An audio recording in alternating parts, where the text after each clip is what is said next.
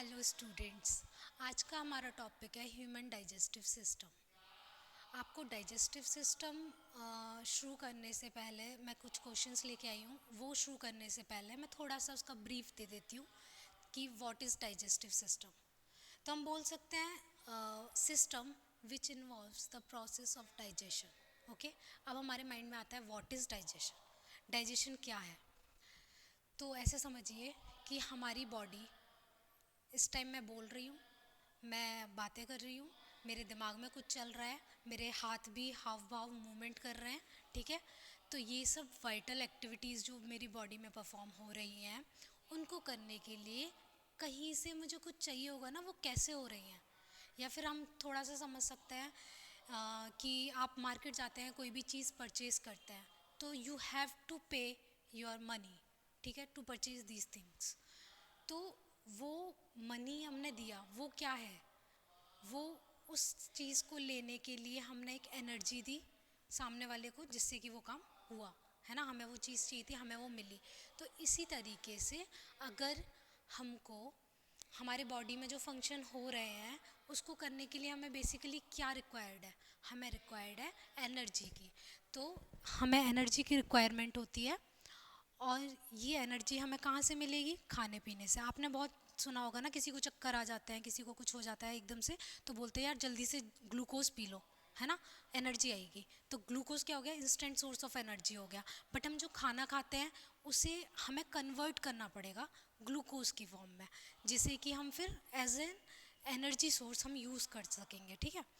तो हम डाइजेशन के बारे में ऐसे बोल सकते हैं, it is a process in which complex indiffusible food material is converted into simple diffusible food material by the process of mechanical and biochemical functioning, ठीक है।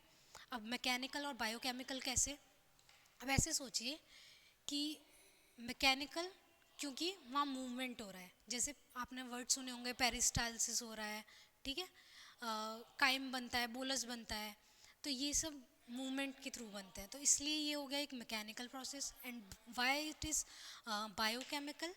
बिकॉज बायो तो क्योंकि एक वाइटल लिविंग बींग के अंदर हो रहा है ना, वाइटल प्रोसेस है, इसलिए बायो हुआ। And chemical because enzymes are used, ठीक है। तो this is an this is a biochemical mechanical process. Now we are starting with these questions, और जो भी चीज़ें होंगी ना वो मैं बीच बीच में आपको बताती रहूँगी, जो भी साथ की चीज़ें होंगी। और हाँ, फर्स्ट ऑफ ऑल कि मैमल्स में डाइजेस्टिव सिस्टम की बात करते हैं तो मोस्टली इसको दो चीज़ों में डिवाइड कर देते हैं हम। एक तो हम एलिमेंट्री कैनाल, और एक होता है डाइजेस्टिव ग्लैंड्स, ठीक है। एलिमेंट्री कैनाल के अंदर हम उन ऑर्गन्स को पढ़ते हैं जो डाइजेशन के प्रोसेस में यूज़ हो रहे हैं, जैसे mouth, oral cavity, oesophagus, stomach, intestine etcetera. और इसके अलावा जो डाइजेस्टिव ग्लैंड्स हैं उसके अंदर हम लेते हैं आपके सलाइवरी ग्लैंड्स हुए, gastric glands, intestinal glands, liver, pancreas. Liver and pancreas are very important, okay. तो ये हमारी गैस्ट्रिक ग्लैंड्स हो गई। इस तरीके से हम उनको दो पार्ट में डिवाइड कर देते हैं। फिर आप फर्दर बहुत सारा कुछ पढ़ेंगे इनके अंदर, तो हम कुछ क्वेश्चंस को लेते हैं और इसके साथ साथ हम देखते हैं छोटे मोटे जो कॉन्सेप्ट होंगे मैं साथ में आपको क्लियर करते जाऊँगी।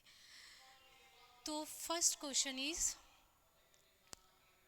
Number of teeth which are monophyodont है, ओके।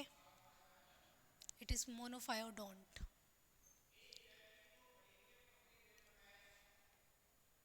ओके।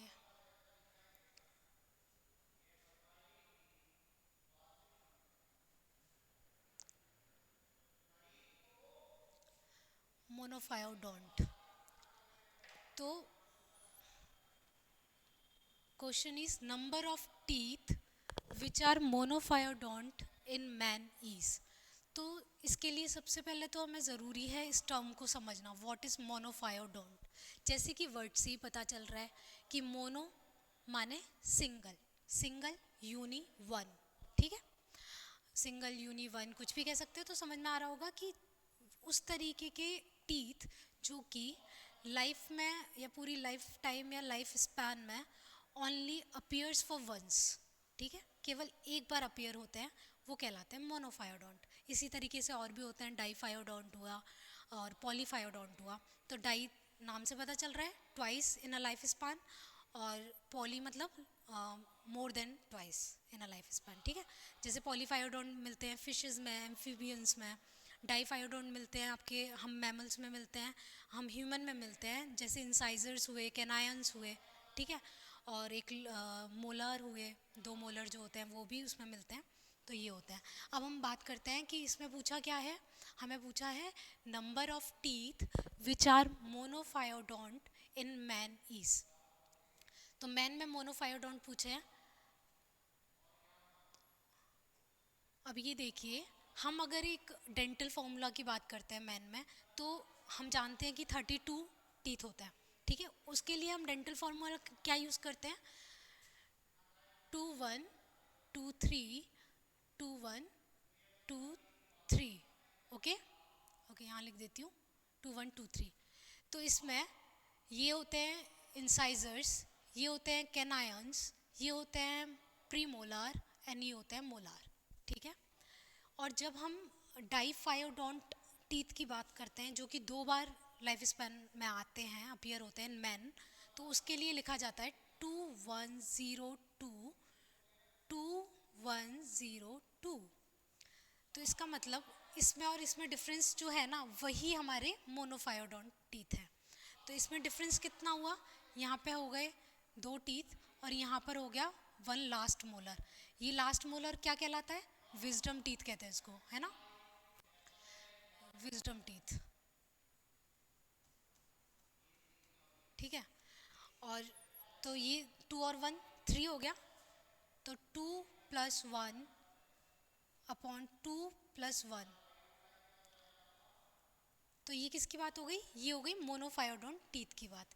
ये मोनोफायोडोंट 3 और 3, तो ऐसे समझिए 3 हमारे left side, 3 right side, upper part 3 left 3 right lower part, ठीक है। तो इस तरीके से टोटल कितने हो गए, 3+3 6 और 3+3 6, 6+6 12। तो इसका आंसर हमारा जाएगा 12, ओके। सबको समझ में आया। तो मोनोफायोडोंट इन मैन नंबर पूछे तो कितना आएगा, 12, ठीक है। अब हम नेक्स्ट क्वेश्चन की तरफ चलते हैं।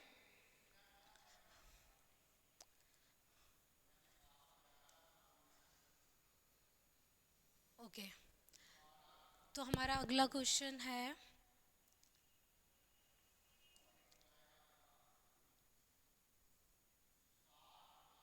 The structure which prevents entry of food into windpipe during swallowing in mammals is।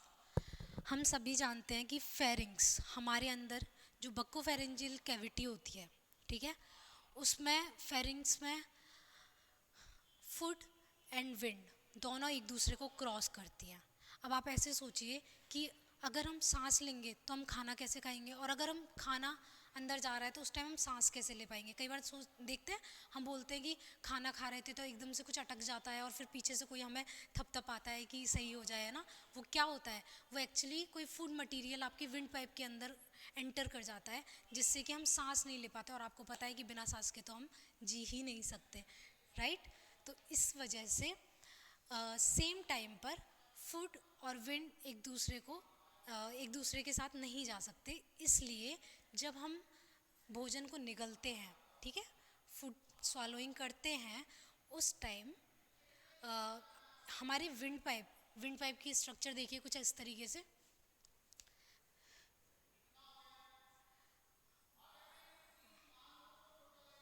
यहाँ एक बॉक्स है, ठीक है, इस बॉक्स को बोलते हैं लैरिंग्स, राइट।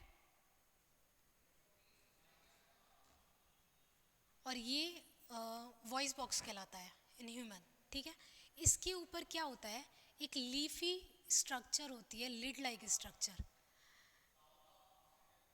ये है एपिग्लॉटिस।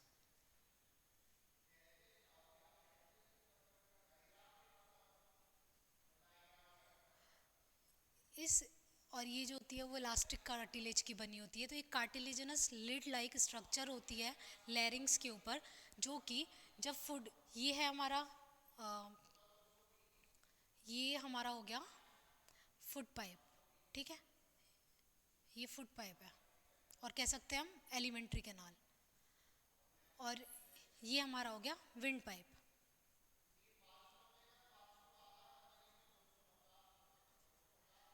तो जब खाना इधर आता है, ये आ रहा है फूड, और जब यहाँ फूड आया तो उस टाइम एपिग्लॉटिस इसके ऊपर ऐसे बंद हो जाता है, और ये बंद हो जाएगा तो फूड यहाँ ना जाके सीधे फूड पाइप में जाता है।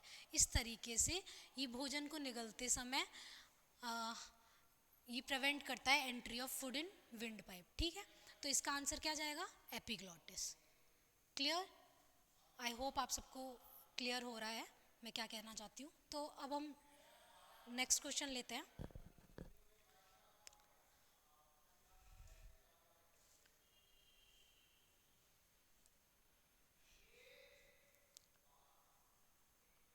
ओके, तो हमारा अगला क्वेश्चन है, which substance of saliva destroy the harmful bacteria.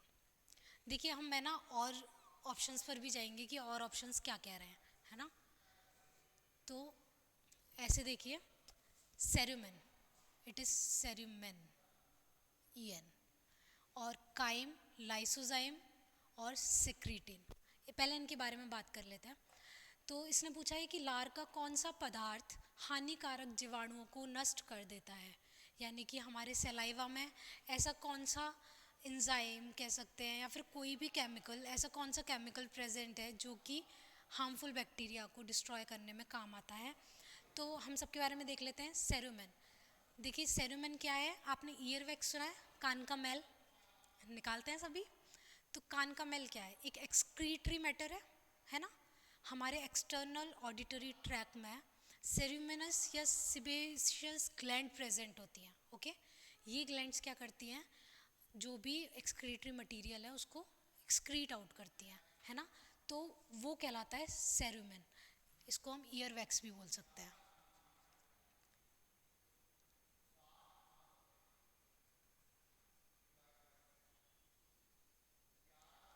इसके बाद काइम, हम सभी जानते हैं बोलस। बोलस कब बोलते हैं फूड को? जब वो हमारे माउथ के अंदर उसमें सलाइवा मिक्स हो जाता है, जब उसे हम बोलस बोलते हैं। उसके बाद वो ईसोफेगस ट्रैक से होता हुआ हमारे स्टमक में एंटर करता है ना। स्टमक में एंटर कर रहा है तो स्टमक में उसमें बहुत सारे गैस्ट्रिक जूस जब मिक्स हो जाएगा, उसमें HCl मिक्स हो जाएगा, तो अब ये फूड जो है उसको नाम दे देते हैं हम काइम, जो कि इंटेस्टाइन में जाने के लिए रेडी है, ठीक है। तो ये फूड ये अलग हो गया। अब है लाइसोजाइम एंड सिक्रीटिन। हम बात करते हैं सिक्रीटिन की। Secretin first hormone to be discovered, ठीक है, जिसे सबसे पहले खोजा गया था वो है सिक्रीटिन हार्मोन। ये हार्मोन हमारे इंटेस्टाइन के फर्स्ट पार्ट डुओडेनम जिसे बोलते हैं वहाँ से सिक्रीट आउट होता है, और ये हार्मोन बहुत से वेरियस फंक्शंस करता है, और मेनली जो इसका फंक्शन है ना वो होता है गैस्ट्रिक जूस का रेगुलेशन करना, पीएच रेगुलेशन इन स्टमक। इसके अलावा ये इंटेस्टाइन में भी पेनक्रियाज में भी काम करता है, रेगुलेशन ऑफ पेनक्रियाटिक जूस, और बाइकार्बोनेट्स पे भी काम करता है। तो इस तरीके के इसके वेरियस फंक्शन है, पर इसका कोई फंक्शन हार्मफुल बैक्टीरिया से रिलेटेड नहीं है। तो हमारे पास क्या बचता है? Lysozyme. So this is the answer. Lysozyme हम सब जानते हैं हमारे आंसुओं में भी प्रेजेंट होता है, ठीक है। तो वो भी क्या काम करता है? बैक्टीरियाज पे काम करता है। तो हमारी सलाइवा में भी लाइसोजाइम प्रेजेंट होता है, ठीक है। अब नेक्स्ट क्वेश्चन लेते हैं।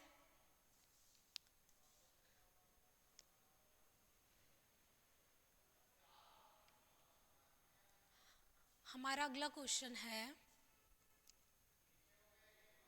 The muscular contraction in the alimentary canal is known as.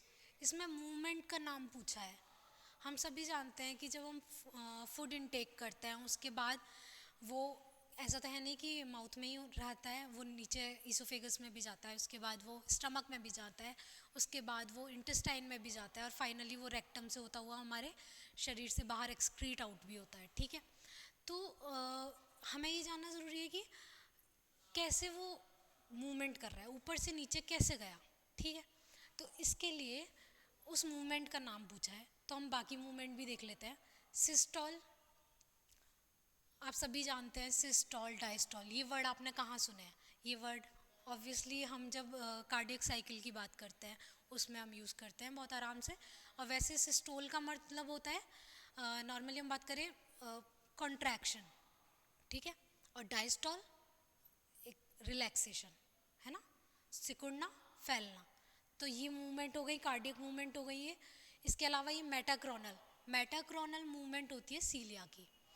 जो भी सिलिएटेड एनिमल्स होते हैं उनमें जो मूवमेंट होता है ना, या फिर सिलिएटेड एनिमल्स ही छोड़िए, हमारे अंदर भी ऑर्गन है ना जिसमें सिलिया प्रेजेंट है, ठीक है। तो वहाँ सिलिएटेड मूवमेंट जो होता है, रिदमिक मूवमेंट, उसको बोलते हैं मेटाक्रोनल मूवमेंट, ठीक है। तो हमारे इन सब के अलावा हमारी एलिमेंट्री कैनाल में जिस प्रोसेस के थ्रू फूड आगे मूव करता है उस प्रोसेस को हम बोलते हैं पेरिस्टालसिस, ठीक है। क्रमानुकुंचन, हिंदी में बोलते हैं क्रमानुकुंचन। तो इसका आंसर होगा पेरिस्टालसिस। नेक्स्ट क्वेश्चन है, बाइल इज फॉर्म्ड इन। देखिए इसमें ना बहुत सारे स्टूडेंट्स बहुत बार गलती कर जाते हैं। उनको लगता है बाइल सुनते ही हमारे दिमाग में आता है गॉल ब्लैडर, सही। तो हाँ सही बात है, गलत भी नहीं है इसमें कुछ। पर इधर पूछा है formation of gall bladder, formation of bile, not storation of bile, ठीक है। There is difference. तो सिंथेसिस ऑफ जो बाइल होता है, synthesis bile is not performed in gallbladder, okay. Synthesis of bile or bile formation is occurred in liver, only in liver। और इसके बाद वो गाल ब्लैडर में स्टोर होता है और जब ज़रूरत होती है तब वो डक्ट से होता हुआ hepatic duct, common hepatic duct से बाहर आ जाता है, ओके। तो इसका आंसर होगा लीवर। इसके बाद नेक्स्ट क्वेश्चन है, Man needs carbohydrates as a source of energy and gets these from। इसमें पूछा है मनुष्य को ऊर्जा के स्रोत के रूप में कार्बोहाइड्रेट की आवश्यकता होती है और इन्हें प्राप्त होता है। इन्होंने पूछा है कि कार्बोहाइड्रेट, देखो सबसे पहले जो एनर्जी हमें जिससे मिलती है वो मिलती है हमें कार्बोहाइड्रेट से, हम सभी जानते हैं, है ना, इंस्टेंट एनर्जी सोर्स। तो कार्बोहाइड्रेट, ग्लूकोज क्या है, एक कार्बोहाइड्रेट है। तो सबसे पहले हमारा शरीर जो यूज़ करता है एज एन एनर्जी सोर्स, वो यूज़ करता है कार्बोहाइड्रेट को। अब इसमें पूछा है कि कार्बोहाइड्रेट हमें मिलता कहाँ से, source of carbohydrate in human body, और वी कैन से हाँ ह्यूमन बॉडी में, और मैमल्स की भी बात कर सकते हैं। तो हमें मिलता है स्टार्च से। ये तो बहुत इजी क्वेश्चन हो गया, सभी जानते हैं स्टार्च से मिलता है, क्योंकि सेल्यूलोज हम जानते हैं कि सेल्यूलोज तो प्लांट्स में, फूड स्टोरेशन इन प्लांट्स किसके रूप में होती है, सेल्यूलोज के फॉर्म में, ठीक है। तो सेल्यूलोज प्लांट्स का स्टोर्ड फूड होता है, हमारा स्टोर्ड फूड स्टार्च होता है। तो नेक्स्ट क्वेश्चन करते हैं,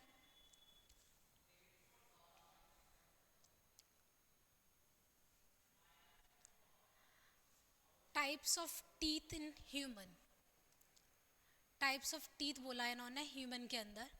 देखो बेसिस हैं डिफरेंट डिफरेंट, है ना, जैसे ऑन द शेप और on the basis of cusps, cusp जो उनके ऊपर टीथ के ऊपर जो गड्ढे होते हैं उनके ऊपर, उनके बेसिस पर इनको डिफ्रेंशिएट करते हैं, कैटेगराइज करते हैं अलग अलग कैटेगरीज में।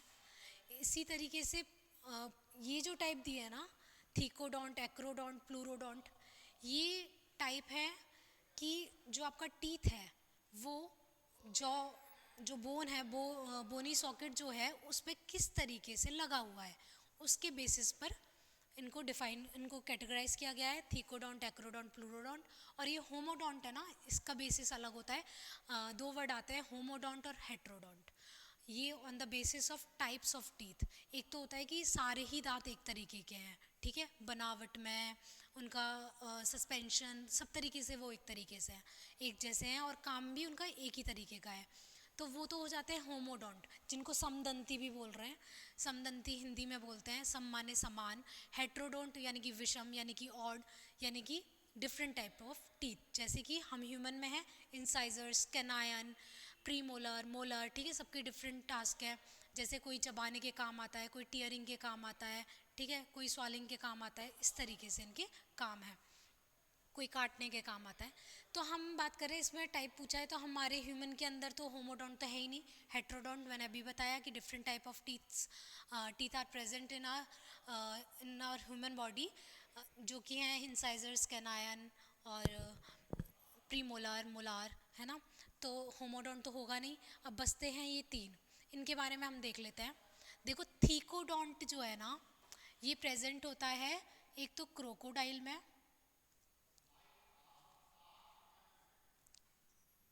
और इसके अलावा मेन में, ठीक है। और हाँ, मेन में प्रेजेंट होते हैं या फिर मैमल्स भी बोल सकते हैं हम। इसके अलावा एक्रोडोंट, अभी हम इनके सस्पेंशन की भी बात करेंगे कि किस तरीके से लगे होते हैं, कैसे इन्हें कैटेगराइज किया गया है। एक्रोडोंट जो होता है ना, वो फिशेस में पाए जाते हैं, फिशेस में एंड एम्फीबियंस में।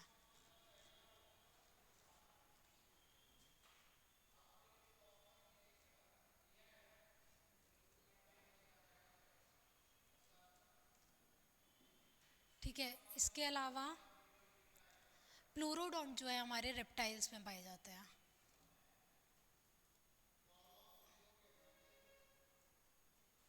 तो इस बेसिस पे ह्यूमन में कौन से हुए, थीकोडोंट। अब हम देख लेते हैं कि कैसे बांटे गए हैं। तो ऐसे सोचिए, जो बॉनी सॉकेट है, इस तरीके से सॉकेट होता है। ओके, ये बॉनी सॉकेट है। इसमें जो टीथ प्रेजेंट है अंदर धसा हुआ बिल्कुल, ठीक है, ये है थीकोडोंट, ठीक है। और इसके अलावा एक्रोडोंट और प्लूरोडोंट। प्लूरोडोंट हम ऐसे समझ सकते हैं जो कि लेटरल साइड में प्रेजेंट होता है, ठीक है। जो कि बॉनी सॉकेट में के लेटरल साइड में प्रेजेंट है वो होगा प्लूरोडोंट, और एक्रोडोंट जो कि टर्मिनल में प्रेजेंट है, मतलब ये बहुत ज़्यादा अंदर धसे हुए नहीं होते हैं।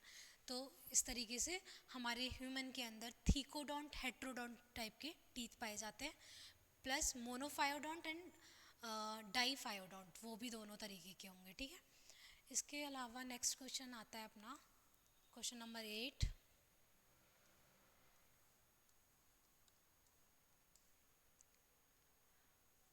ठीक है, क्वेश्चन है which statement is wrong about bile. Bile के बारे में मैंने आपको बताया कि फॉर्मेशन कहाँ होता है, लीवर में, स्टोर कहाँ होता है, गॉल ब्लैडर में, ठीक है। अब इसमें पूछा है कि कौन सा स्टेटमेंट गलत है। देखिए, क्वेश्चन पढ़ते टाइम हमेशा याद रखिएगा, इसी में गलती करते हैं स्टूडेंट्स कि रॉन्ग पूछा है, राइट पूछा है। हमारे जब हम क्वेश्चन पढ़ के आगे निकल जाते हैं, हमें यही ध्यान नहीं रहता कि क्वेश्चन में रॉन्ग पूछा था या राइट, ठीक है। तो स्टेटमेंट ध्यान से पढ़िएगा। तो विच स्टेटमेंट इज़ रॉन्ग, हमें गलत को देखना है।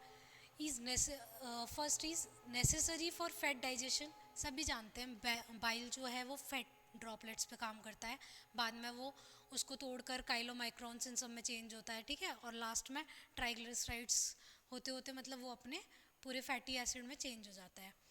तो ये नेसेसरी है फैट डाइजेशन के लिए, ट्रू है। Second is stored in gall bladder. अभी बताया था कि फॉर्मेशन होता है लीवर के अंदर और जबकि स्टोर्ड होता है गाल ब्लैडर के अंदर, तो ये भी सही है। C is important only for normal digestion of sugar, ये गलत है। शुगर के डाइजेशन में इसका कोई रोल नहीं होता। शुगर के डाइजेशन में अलग अलग जगह अलग अलग एंजाइम्स फंक्शन कर रहे होते हैं, ठीक है। तो ऑल ऑफ द अबव, तो ये तो गलत ही हो गया। तो इसका आंसर पूछा क्या है, रॉन्ग, रॉन्ग हो गया सी। ये शुगर डाइजेशन पे कोई काम नहीं करता, ये फैट डाइजेशन पे काम करता है। अब हमारा अगला क्वेश्चन है and the second last question, scurvy is a disease caused by, ठीक है। थोड़ा सा देख लेते हैं इसके बारे में। स्कर्वी, स्कर्वी एक डिजीज़ है, ये वाइटामिन डेफिशिएंसी के कारण होती है। तो स्कर्वी डिजीज़ में क्या होता है, पहले तो देख लेते हैं बाकी वाइटामिन के बारे में, किस किसके क्या ऑप्शंस दिए हैं इन्होंने। पहला दिया है वायरस, नहीं अभी बताया, एक वाइटामिन डेफिशिएंसी से होने वाला डिजीज़ है। Second is vitamin E. Vitamin E, vitamin E को कोई बताएगा साइंटिफिक नेम। विटामिन ई का साइंटिफिक नेम होता है टोकोफेरॉल, ठीक है। और ये इसको एंटी स्टेरिलिटी विटामिन भी बोलते हैं। तो इससे तो नहीं होता ये। इसके अलावा विटामिन सी जिसको एस्कॉर्बिक एसिड भी बोलते हैं, जो कि जितने भी लेमन फ्रूट्स होते हैं, जितने भी सिट्रस फ्रूट्स होते हैं उनमें सबसे ज़्यादा पाया जाता है। जैसे आंवला हुआ, लेमन हुआ, ऑरेंज हुआ, ठीक है। तो इनमें बहुत ज़्यादा मात्रा में पाया जाता है, जो कि स्किन के लिए भी बहुत अच्छा होता है ना। तो विटामिन सी स्किन के लिए भी, इम्यूनिटी के लिए भी। आपने देखा होगा अभी कोरोना आया था, ठीक है, तो बहुत विटामिन सी की टेबलेट्स खाई गई थी ना, क्यों? इम्यूनिटी के लिए। तो विटामिन डी, और विटामिन डी को बोलते हैं कैल्सीफेरॉल, ठीक है। तो कैल्सीफेरॉल ये जो होता है विटामिन डी हमें पता है धूप से मिलता है, सब लोगों ने पढ़ा होगा। तो धूप, आपको क्या लगता है कि धूप से डायरेक्ट विटामिन डी हमें मिल रहा है? मतलब क्या कनेक्शन है धूप से? धूप से इसका ये कनेक्शन है कि जब हम धूप में बैठते हैं तो एक पर्टिकुलर वेवलेंथ की या फ्रीक्वेंसी की वेव्स या सन रेज ना हमारी स्किन पर पड़ती हैं, और हमारी स्किन पर जब वो गिरती हैं रेज, तो उसकी वजह से हमारे स्किन में कुछ मटेरियल है जो टूटता है, और उसकी वजह से विटामिन डी फॉर्म होता है। तो उसकी जो कमी से रिकेट्स, जो जो बच्चों में होता है वो होता है रिकेट्स, और जो अडल्ट्स में होता है वो उनके में एक तरीके से बोन में थोड़ी डेफिशिएंसी आ जाती है, बहुत ज़्यादा पोरस हो जाती है बोन्स। तो इस तरीके से हम इसका आंसर देंगे, स्कर्वी जो होता है वो विटामिन सी की कमी से होता है, और इसको ब्लीडिंग गम्स भी बोलते हैं, ठीक है। इसमें गम्स जो होते हैं हमारे, उनमें ब्लीडिंग होती है जो कि रुकती नहीं है। इसके अलावा नेक्स्ट क्वेश्चन है, and the last question, Wharton's duct is associated with, ठीक है। इसके बाकी के बारे में भी देख लेते हैं। मैमल्स में है ना 4 types of salivary glands present होती है। तो फर्स्ट जो होती है सब mandibular, second is sublingual, third is parotid, and fourth is infra orbital. जबकि ह्यूमन में जो होती है ना, वो ये वाली ग्लैंड जो इंफ्रा ऑर्बिटल ग्लैंड है वो एब्सेंट होती है ह्यूमन में, है ना। हम में केवल 3 तरीके की ग्लैंड्स प्रेजेंट होती हैं। तो इन्होंने पूछा है वाटन्स डक्ट और ग्लैंड्स, ये किस तरीके की ग्लैंड्स है? एक्सोक्राइन ग्लैंड्स है। एक्सोक्राइन ग्लैंड्स जो कि डक्ट के थ्रू जो अपना सिक्रीशन है वो टारगेट टिश्यू तक पहुंचाती हैं। तो डक्ट, इन डक्ट के बारे में पूछा है, सबकी अलग अलग डक्ट है जिनसे वो अपना सलाइवा जो भी सिक्रीशन है वो हमारे माउथ में पहुंचाती हैं, जो कि फूड में मिक्स होकर बोलस का फॉर्मेशन करता है। तो सब मैंडिबुलर ग्लैंड, सबलिंगुअल, पैरोटिड। देखिए पैरोटिड ग्लैंड जो है ना वो सबसे बड़ी सलाइवरी ग्लैंड है, ठीक है। और इसको, इसकी जो डक्ट होती है ना उसको स्टेंसन्स डक्ट बोलते हैं, है ना। तो स्टेंसन्स डक्ट पैरोटिड ग्लैंड की डक्ट है।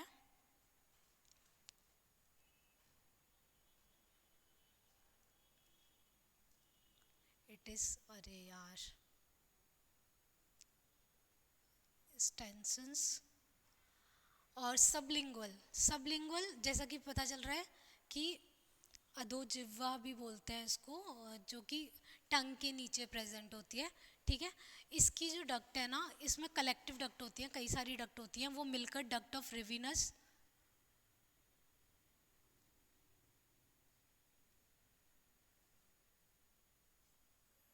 डक्ट ऑफ रिविनस, हाँ हाँ।